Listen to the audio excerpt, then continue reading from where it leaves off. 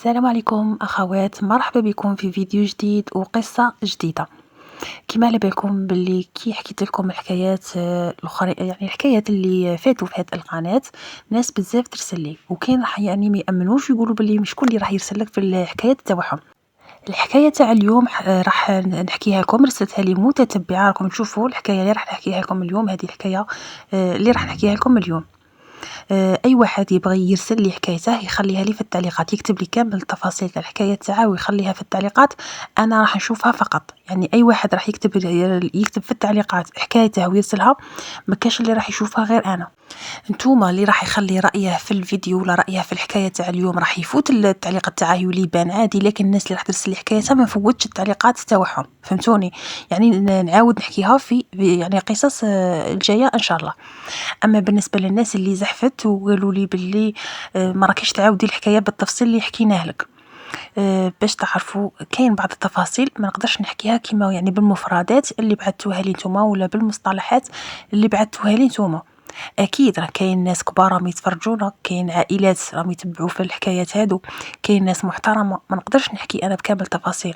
ممكن كي يكون هذاك التفصيل يعني شيء مهم نقدر نلمح له ولا نهضر عليه يعني سطحيا، والمتابع يعني اللي راه يسمع في الحكايه يفهم المقصود. لكن باش نحكيها بالمفردات اللي بعثوها لي نتاسف. اليوم نروحوا نحكوا، ندخلوا ما نطولش عليكم، ندخلوا في الحكايه تاع اليوم. حكايه اليوم تقول: انا اسمي العاليه، عندي زوج امهات وزوج بات. نقدر نقول لكم عندي زوج على خاطر انا عشت ولا تربيت عند ناس اميين. نقدر نقول لكم باللي حكايتي بدات من نهار اللي دخلت فيه نقرا. نهار اللي دخلت نقرا بشويه بشويه، راكم عارفين تولوا ديروا صحابات، تولوا تتعرفوا على لي كوليك، تولوا تتعرفوا على بنات الجوارين اللي يسكنوا في الكارتي تاعكم. بحكم انا عشت عند والدين مربيني، كانوا يخافوا عليا بزاف نخرج برا، يعني برا كانت ممنوعه عليا تاع نلعب مع بنات الجوارين. ما كنتش نلعب مع بنات الجوارين، كنت نلعب غير في الدار وحدي بلي جوي تاوعي وصاي. يعني ما كانش عندي هكا صحابات ولا بنات الجوارين نلعب معاهم. كي كبرت فهمت علاش، دوك بشويه نفهمكم. قلت لكم كي لحقت 5 سنين ولا 6 سنين كان لازم عليهم يدخلوني نقرا. كي دخلوني بديت نعرف على هكا بنات الجوارين اللي كانوا هذاك عاد وين تعرفت عليهم، هما غير جوارينا بصح عاد وين تعرفت عليهم على خاطر ما كنتش نلعب معاهم. بداو يقولوا لي، بداو يقيسوا لي كلمات باللي انتي هذيك مش يمك، هذيك مربيينك. المهم بداو يقيسوا لي بعض الكلمات. والكارتي اللي ساكنه فيه المعلمه تاعنا. المعلمه كنت توجور نخبرها، كنت توجور نقول لها شوفي صحاباتي اش راهم يقولوا لي، شوفي اش راهم يقولوا لي، وتقول لي غير ما ديريش عليهم.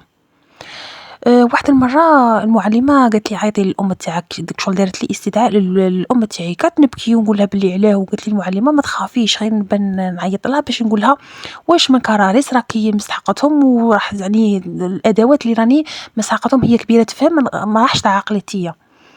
عيطي لماماتك نفهمها. هي عيطت لماما وهضروا بيناتهم وانا ما سمعت والو. المهم كي رجعت للدار ماما ولات تقول لي بلي ما تريحيش مع فلانه، ما تريحيش مع فلانه، ما تريحيش مع فلانه، ولا تعلمهم لي بالوحده، ما تقعديش مع هذيك، ما تقعديش مع هذيك، ما تقعديش مع هذيك، بصح ما خبرتنيش علاه.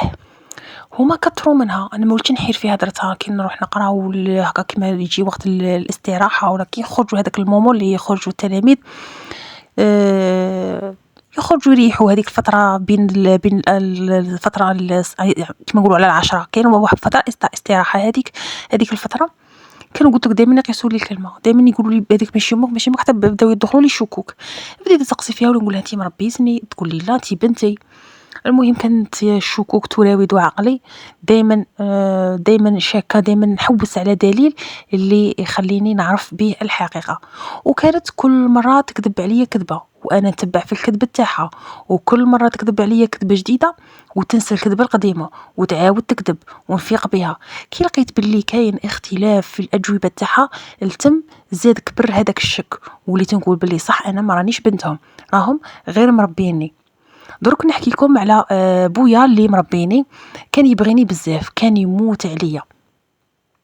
وكانت عندي عمتي تسكن مجوايه هنا تاني في نفس البلاصه، نفس الحي اللي نسكنوا فيه كامل. كانت عندي عمتي اللي ماما تموت عليها، يعني حماتها تموت عليها، وبويا اللي مربيني يموت عليها. وكانوا يدوني عندهم بزاف، كل سمانة نقولوا كل جمعة نروحوا عندهم، كل جمعة نروحوا عندهم، نروح عندهم بزاف بزاف. وبنات عمتي كانوا يبغوني يموتوا عليا، وأنا كنت نموت عليهم ونلعب معاهم بزاف ونتفاهم معاهم بزاف. الحاجة اللي ماشي مليحة واللي ما تعجبنيش في ما اللي رباتني، هي كانت تخلط الشوافات بزاف، وتخالط الناس اللي كيوالو هذوك الشوافات والقزانات واللي يديروا البخاخر، كانت تخالطهم بزاف. وكانت وين ما تروح عندهم تديني معاها، وين ما تروح عندهم تديني معاها. وانا هذا الشيء كان يضرني بزاف، وكان يزيدني نفورا وانزعاجا منها. قلت لكم كتروح بزاف للقبوب وللولية والاضريحه، كانت تروح لهم بزاف وتديني معاهم، وانا هذاك الشيء ما كنتش راضيه بيه، ما كانش عاجبني. وقلت لكم وضل يتخلط وتبخر تشرف فيا. كل ما نجي نرقد تقريبا نقولوا كل سمانه نروح نرقد تبخرني وترقدني، كل ما نبغي نرقد تبخرني. تديني تبخرني في الكوزينه وتعاود تديني فلاشي نرقد وصباح نقرا عادي. انا هذيك الطقوس هذيك الاشياء ما كنتش نبغيها وما كانتش تعجبني. كنت كارهه هذيك الحياه، وحاسه انهم ما همش والديا الحقيقيين، وكانت تعاملني معامله قاسيه. كنت عايشه عندها تماما مثل ساندريلا، يعني كانت مستعبدتني اسكلاف. صدقوني هذه هي الحقيقه اللي عشتها مع الام هذه اللي ربتني. من كثرة هذاك البخاخر اللي كانت تديرهم لي، ومن كثرة العنف والقساوة اللي كانت قاسية معايا في هذيك المدة. تخيلوا سنة رابعة ابتدائي قعدت نعاود فيها 3 فوا، 3 مرات وانا في السنة الرابعة ابتدائي، غير من الخوف والعبودية تاعها. المعلمة تاعي كانت عارفة وكانت حاسة باللي هذاك الدوبلاج اللي كنت ندير فيه غير على جال هذاك علامة الاستفهام اللي كانت في راسي، والإحساس أني ما راهمش والدية. كي طلعت للسنة السادسة، بكري كانت كاينة سنة سادسة، ما كانتش كاينة سنة خامسة كما الآن. بكري في هذاك الوقت كانت كاينة السنة السادسة، وكان في عمري تماك 12 سنة ولا 13 سنة ابوبخي. التم كانت عندنا تكوين واحد الملف، وطلبت مني المعلمة نكون واحد الملف. كي وجدت الملف ماما كتقول لي بلي الملف هذاك رفديه كيما راه ديه للمعلمة، بالك يتخربي ولا تدوري كش ورقة ولا تشوفي كش حاجة. وانا كنت نخاف منها نموت، كي تقول لي كون فيكون ما كنتش نتلاعب مع كلامها اللي تقوله هذاك هو. المهم ديت هذاك الملف، رحت عند المعلمه تاعي، كي عطيت هذاك الملف المعلمه شغل شفيتها ولا مانيش عارفه، كانت تحس باللي كاين اسئله راهي في راسي بغات تجاوبني، على خاطر شافت التلميذات اللي كانوا يقراو معايا يقولوا لي باللي هذوك ماهمش والديك. المهم المعلمه هي اللي خبرتني، وكان في السن تاعي قلت لكم 13 سنه، خبرتني باللي ما راهمش والديا، وخبرتني مليح وفهمتني شكون هما والديا الحقيقيين، وقالت لي ما تهضريش. التم عرفت والديا وعرفتني هي والديا باللي هادوك والديك، خبرتني يعني شكون والديا. اللي كنت حاسبتها عمتي هي ماما بيولوجيه، واللي كنت حاسباته راجل عمتي هو بويا الحقيقي. المهم قلت لكم كي لحقت السن الثامنة من عمري، زادوا جابوا خويا ورباوه.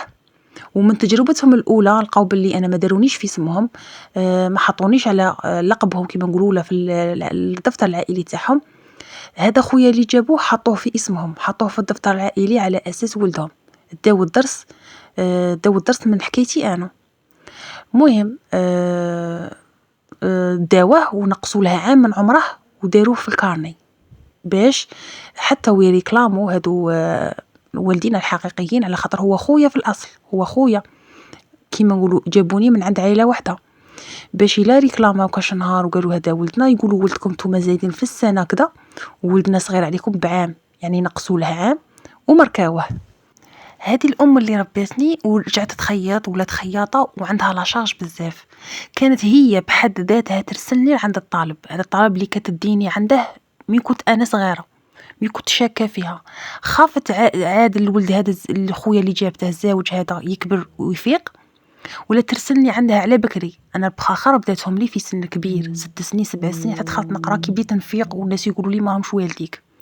قلت لكم هذا خويا فقدت على بكري.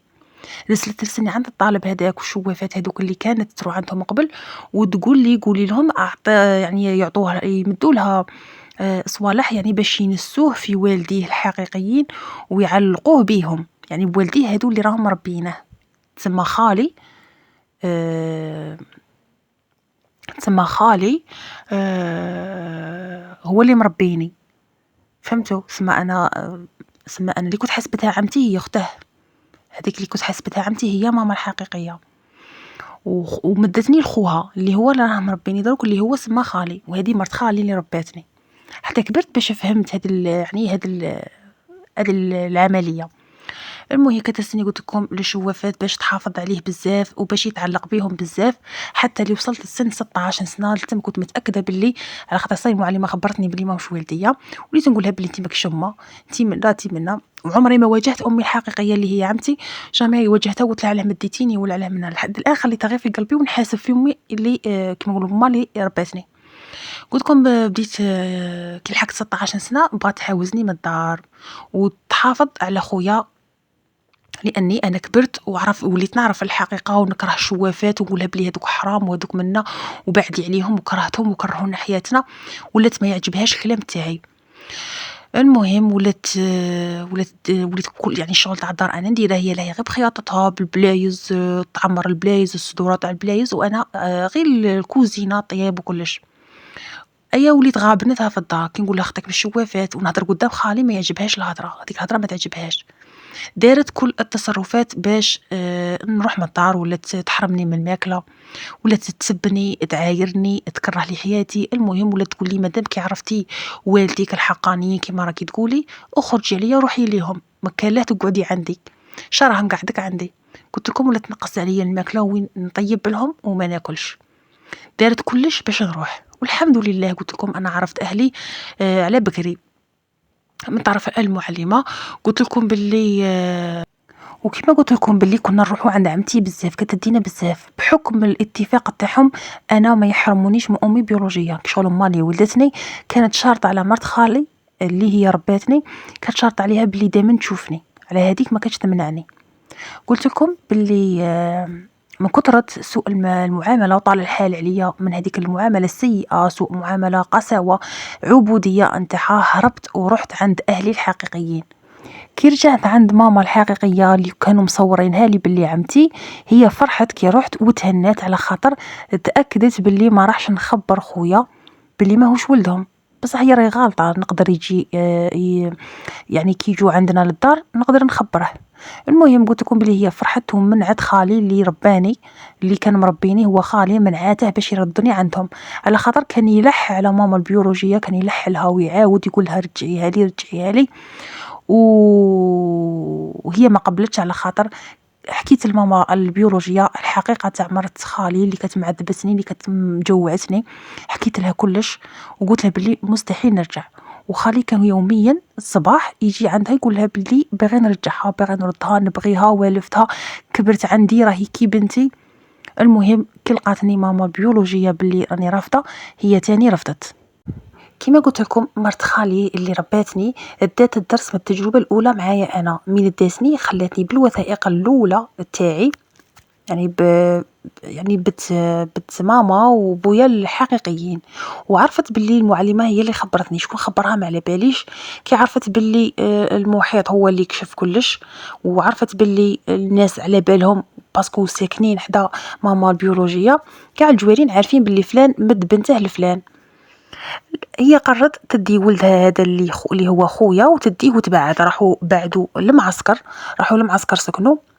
هذا خالي اللي رباني دا مرته وراح مع خويا اللي داوه وداروه في اسمهم، وراحوا للمعسكر باش ما تتعاودش نفس الحكايه تاعي. يعني في الوثائق ولدهم داروه صغير بعام، وزيد لونطوراج ما كاش اللي على باله تماك باللي صدقوه عليهم ولا مدوه لهم باش يديروه بنهم بصح. المهم قلت لكم باللي منعوه علينا، قطعوا كامل الاتصالات بماما بيولوجيه، على خاطر كي حكيت لها بلي شكد دايره فيا خافت على ولدها الزوج يصرا فيه اللي صرا فيا. بصح انا قلت لماما باللي كونك هانيه كانت تعامله خير مني، وكانت تشوفها باللي هو الشير كما نقولوا الراجل، وسيرتو من دايرته في اسمها، كتشوفي بلي الراجل هو اللي صح. البنت يحقروها في المجتمع تاعنا كما على بالكم، البنت يحقروها، بصح الراجل هو اللي كما نقولوا يتكلوا عليه ويفرحوا به. قلت لها بلي غيكونك هانيه راح تعيشه غايه، غير ما تخميش عليه. بصح قعدت مقلقه وقالت لي بلي ندمت اكبر ندمه في حياتي كي مديتكم المرت خالكم تربيكم على خاطر خالي عزيز عليها بزاف وقف معاها في حياتها بزاف، وربي عطاها عمرها ما تولدش. يعني الوثائق الطبية هي اللي تقول باللي مرته ما تولدش. وقفت معاه قالت له نمد لك الطفله، وإلا ربي زادك كتب لي ولد واحد اخر نمدها لك. وكانت عند كلمتها، مدتني انا وما قبلتنيش مرت خالي على خاطر فقت. وخويا الصغير قلت لكم بداتها البخور ملي كان صغير باش ينسى والديه، ولا كاش عنده سوفينير في راسه ينسى كلش، وداروه في اسمهم.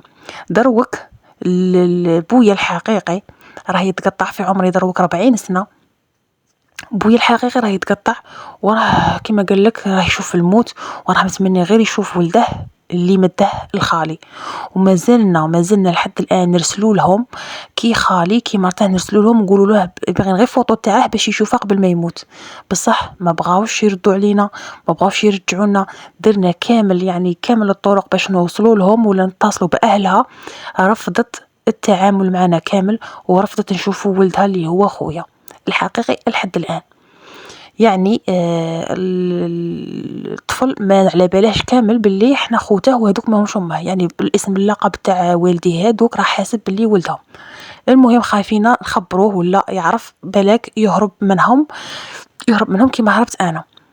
كانت هذه هي حكاية اليوم، باش تعرفوا باللي القصص هذو اللي راهم يديروهم شوفوا قناتي الاخرى حطيت فيها هذيك الحكايه تاع فتحي، وكي شك في والديه بلي ما همش والديه.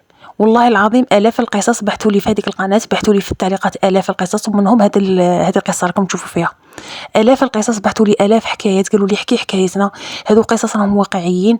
كاين ناس ما راهمش يخافوا ربي، كاين صح هي ما تدخلش في الراس، بصح كاين صح، كاين اللي راهم يصدقوا ولادهم، كاين اللي راهم يقيسوهم في المزابل، كاين اللي راهم يقيسوهم في المراحض، والله ما على بالهم بوليداتهم كامل. قولوا لي رايكم انتم في التعليقات، ونزيد ناكد قلت لكم ديروا جيم، بارطاجيو هذه الحكايه، وخاصه خلوا لي ارائكم يعني في هذه الحكايه، وخلوا لي قصصكم في التعليقات. قلت لكم قصص تاعكم راح يفوتوا، راح يبقاو غير انا نشوفهم. خلوا لي قصصكم في التعليقات، وان شاء الله نتلاقاو في قصه جديده. راهم بزاف راسلين لي حكايتكم، نقول لكم ما تقلقوش، راح نحكيهم بالوحده.